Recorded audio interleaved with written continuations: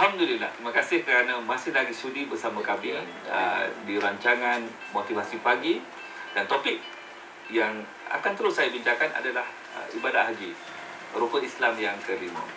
Dan sebentar tadi saya nyatakan bahawa marilah kita berpuasa sunat semasa kita menunaikan fardu haji, semasa kita berada di Mekah dan Madinah. Kerana apa? Kita nak belajar sebagaimana puasa para nabi dan para anbiya. Di sana, Allahu Akbar, dia lebih membantu. Bukan saya kata kat Malaysia tak boleh, tetapi di semasa kita di Mekah dan Madinah, kerana kita fokus, kita pergi ke sana semata-mata kerana Allah, semata-mata kerana Allah, semata-mata kerana Allah, kita buat amal ibadat itu lebih mudah untuk kita mempelajari sesuatu.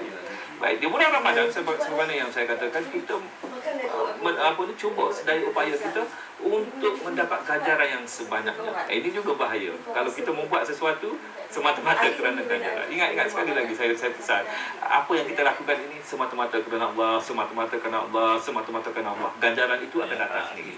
Jadi tuan-tuan dan puan-puan, orang semua sibuk bulan Ramadan ini untuk mengejar Lailatul Qadar. Kalau saya tanyalah, berapa kali dapat Lailatul Qadar? Tak ada orang yang berani untuk menyatakan, saya dapat. Saya selalu provok lah pendengar-pendengar saya, pendengar-pendengar kuliah saya dan sebagainya. Saya kata, cuba tanya saya berapa kali dapat Lailatul Qadar. Dan mereka yang berhadapan dengan saya akan bertanya, Prof, berapa kali dapat Lailatul Qadar? Tiap-tiap tahun, saya kata. InsyaAllah tiap-tiap tahun sejak saya balik haji. Dari muka masing-masing tu, ya Allah akan tengok macam itu. Dia kata, gila dah ni, profesor gila dah ni, mengaku dia dapat Lailatul Qadar. Tetapi saya kata, memang gila lah kalau tuan-tuan balik, tuan-tuan akan berfikir begitu. Jadi tuan-tuan jangan tinggalkan siri ini sehingga saya habis bercerita, kerana mungkin pada tahun ini kita akan mendapat Lailatul Qadar, insya-Allah. Tetapi apa yang saya nak katakan bahawa apa yang kita dapat ini adalah mengikut aturannya. Aturannya macam mana? Kalau saya letak api di sini, letak tangan saya, api itu membakar tangan saya.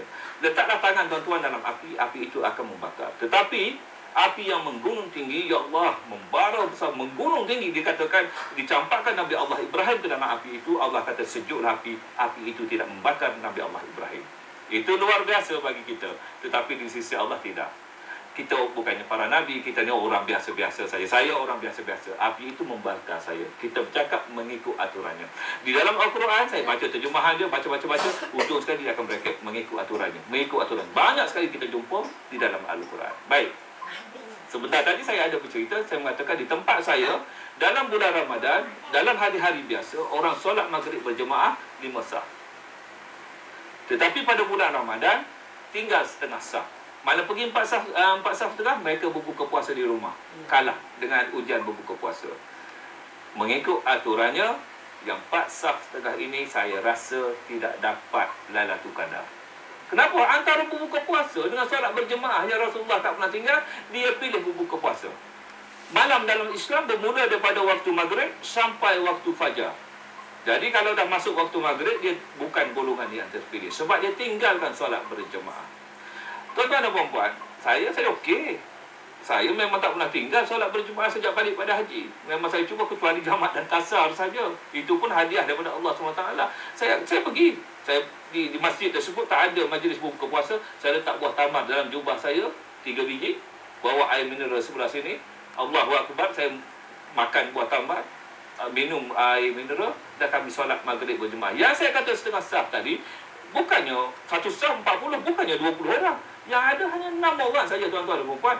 Imam, Bilal, lepas tu siapa ni, saya, ada 2-3 orang lagi yang sudah biasa yang tidak tinggalkan masjid.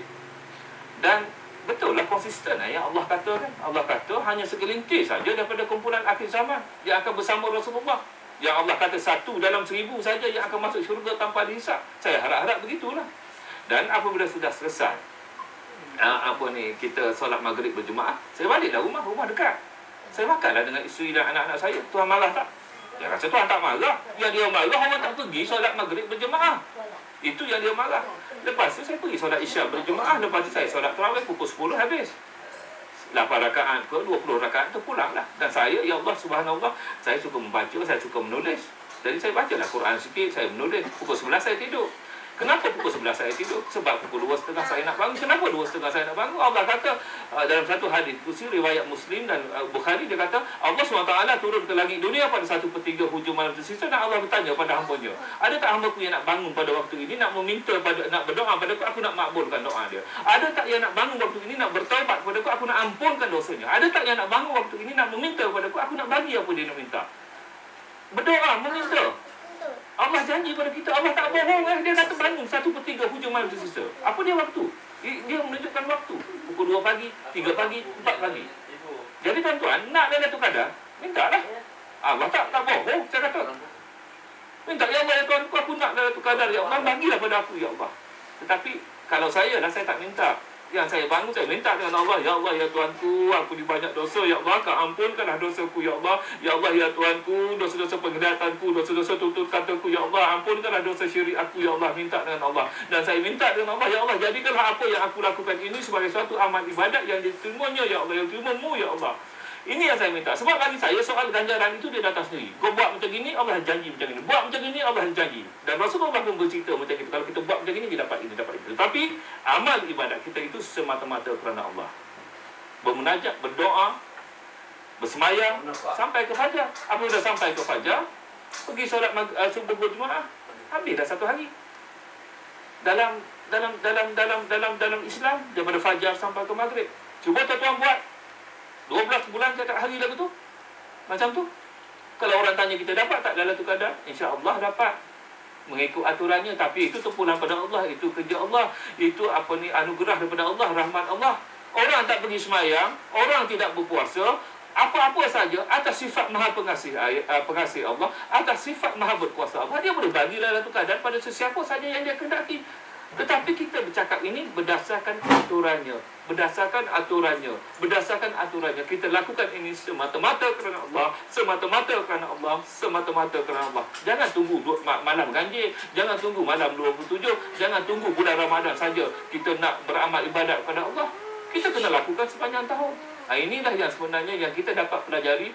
Asasnya, apabila kita mengenal bahawa berpuasa semata-mata kerana Allah, berpuasa semata-mata kerana Allah, berpuasa semata-mata kerana Allah, sebagaimana para nabi dan para anbiya berpuasa, yang kita pelajari semasa kita menunaikan fardu haji.